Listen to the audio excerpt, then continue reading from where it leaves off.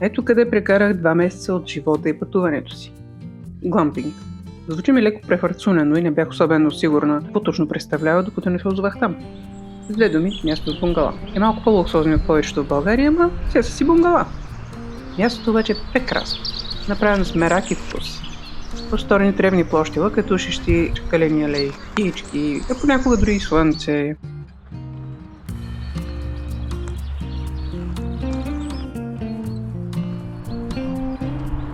Обожавам дървените скулптури, а онази първата на пияния шотландец с халбата ми е просто любима. Аз пристигнах в началото на април, точно когато надписите бяха избоели в цвят и придаваха колорит на мястото. Това са закритите барбекюта, 2 на брой. Дали споменах за шотландското време?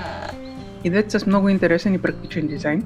Кожите по пейките и стените придават допълнителен уют на мястото.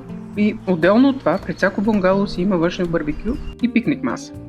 Бунгалата също са уютни и приятни, макар и не особено просторни. Има си прибор и посъда, всичко необходимо за няколко дни престой. Обикновено леглото е двойно, но в отделни случаи се превръща в 2 единични, нали?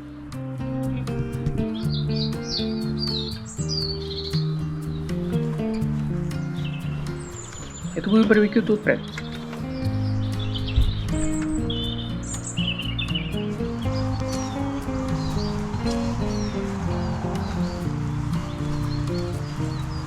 И двойното легло. И да видим какво си имаме тук. Аха! Hello, пича си има цял апартамент за него си. Това си е неговото царство.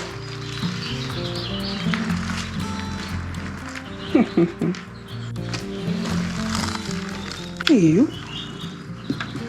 Кюти. О.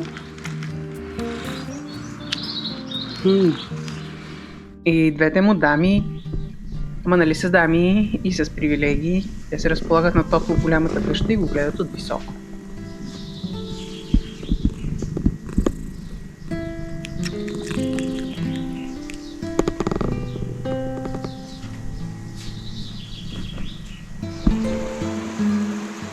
Реката е само на има-няма 200 метра оттатък пътя.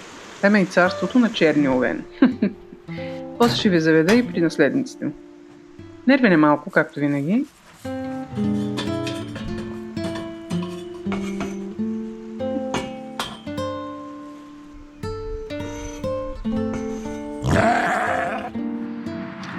Привет. И чакам една овца да стане мама.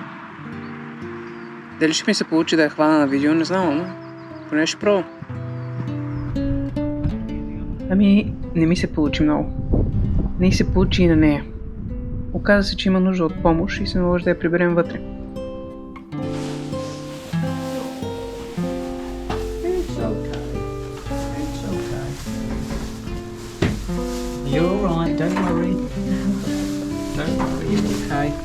Това трябва да е лесно, като може да е трудно.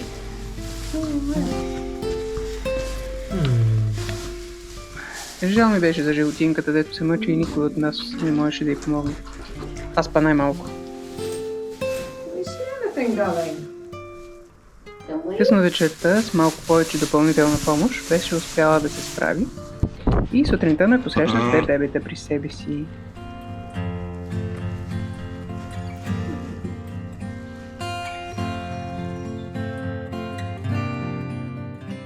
А те растяха бързо. Нали ви обещах да ви заведа при наследниците на нервния черню? Всичките са негови. И жените са негови.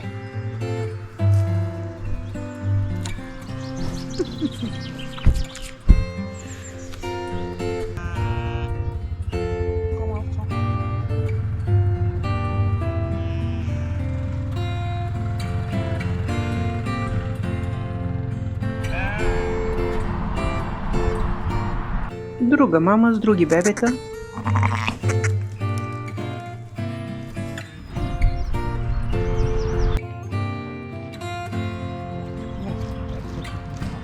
А сега да идем при атракцията на шотландските планини – Highland Cove.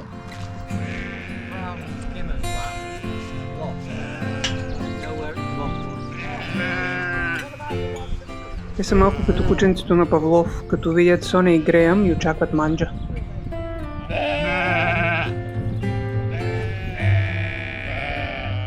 Туристическата атракция беше да четкат крави. Аз обаче съм била покрай достатъчно крави, за да ми се изпари ентусиазъм, но тези определено са красиви и се забавляват с тях. Yeah, you like your chin being brushed, don't you? Yes. You like your chin being brushed.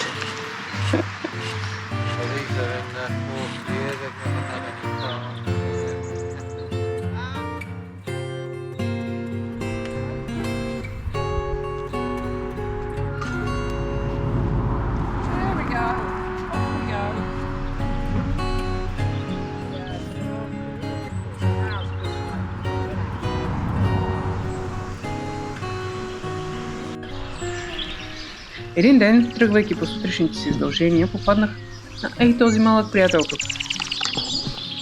Looks like baby oil. Не знам защо реших, че е спъва, но Греъм, който по-ги разбира нещата, го определи като гарванче. Очевидно беше прилетял от доста голямо разстояние, но в грешната посока.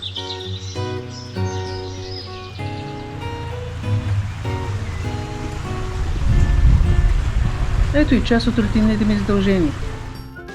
Основното, разбира се, бяха бунгалата, но тъй като сезонът още не беше реално започнал, разполагах с доволно разнообразие при заработването на подслона и храна. Една от задачите ми беше да боядисам всички пикник маси и изобщо дървените навън. Имахме няколко дни прекрасно време. Мисля, че дори хванах на тениска. И на следващия ден имахме студ и сняг. Шотландия, нали?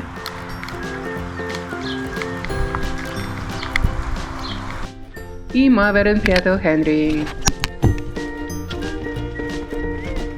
Една от многото му разходки наоколо, този път до Комунал Хаус, затворена беседка за събирания, много приятно местенце.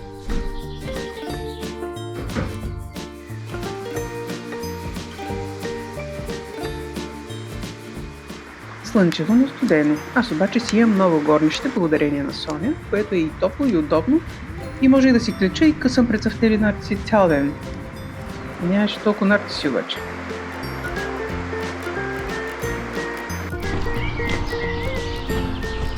А това тук ми беше може би любимата задача.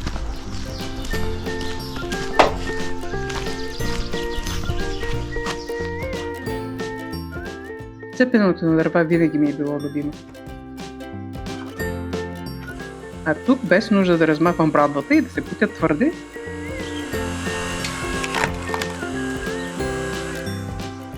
стана предпочитано занимание, разбира се. И нагледен урок по приготвяне на милионерски шортбред. Изпуснах да запиша първата част с тестото, която беше доста проста всъщност. Масло и пудра захар, разбити на сняг, после объркани с брашно. Е шортбред, де. И шортбредът е изпечен, сега е ред на милионерската част. Допълнителните 2 слоя от тофу и шоколад. So this is now 10 ounces I need, so I need that off. That's why I don't want to try it, because if it doesn't set, it's buggered, because it needs to set on top. You can't have it running, or you can't. Тук Соня има предвид замяната на кленов сироп с мед, тъй като аз споменах, че бих опитала да го направя с мед. Тя не беше много ентусиазирана от идеята.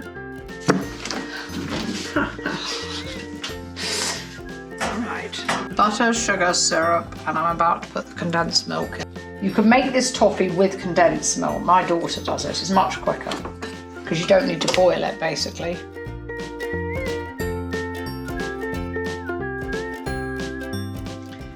That's why you couldn't put that on top. It needs to boil down and go into toffee.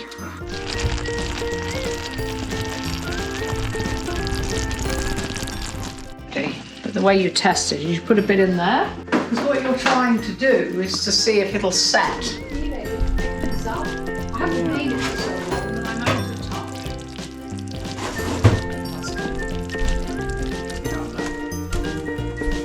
And that was what we got.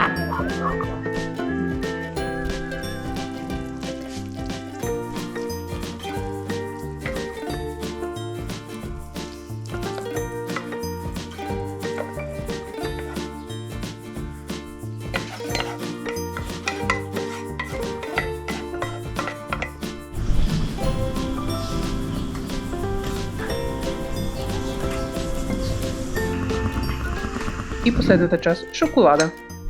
Ма пък тя не ми даде да почистя купата. Мръсна я искала, каза. No, you can't. I want it dirty, okay? You're not going to clean it.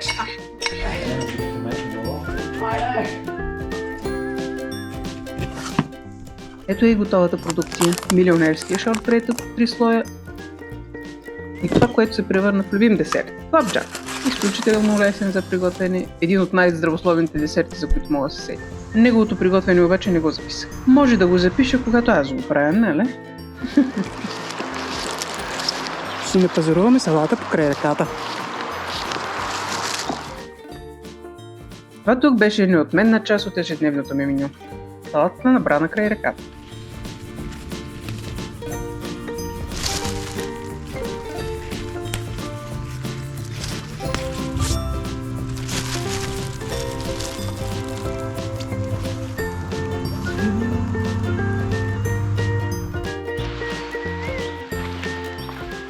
Так му си мислех, че нещо ми липсва в салатата. Освен коприва, живоглед и лапата, естествено. И разбира се, бухарчета. И точно си намерих остатъка от салатата.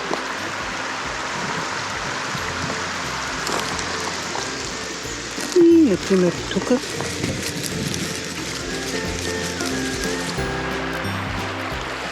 Салатата готова. Да, остава кокошката с несли яйцата и обяда да е осигурен.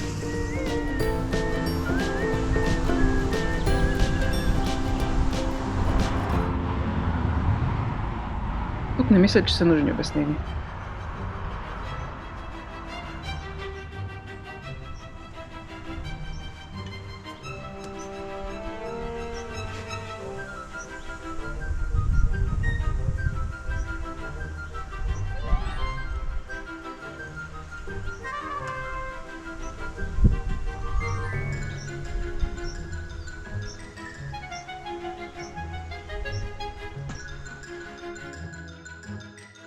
А това е моята стая, в която минаха въпросните 2 месеца, с директен излъз към градината.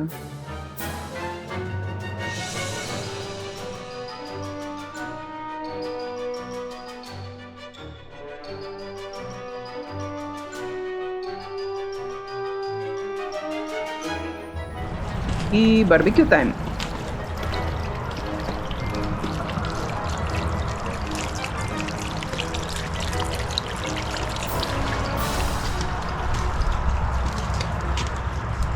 Само че барбекю край реката, така че всичко трябва да се занесе до там.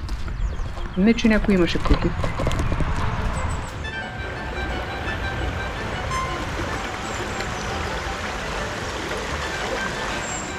Това тук е homemade, деца вика. Can you not put the sausage on? Well, let's wait till it heats up.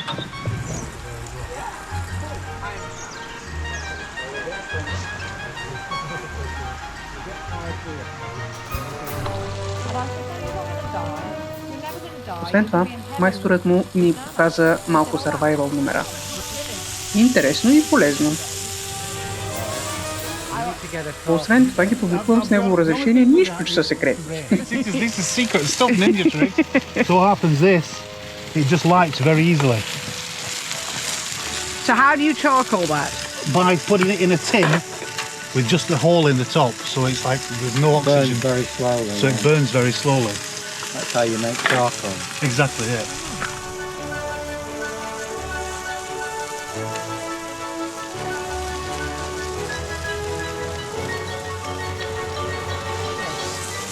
This flinty thing? There you go, a flame burner. Yeah, look at that. Carbon knife. Well, let me see if I can do that, because you're strong. So that's the sharp. Don't use the sharp side. Don't use the sharp side. No. Okay. Oh. Oh, yeah, like that. So you see a few. И да, работата не беше лека, но пък наградата си заслужава. Не мислите ли?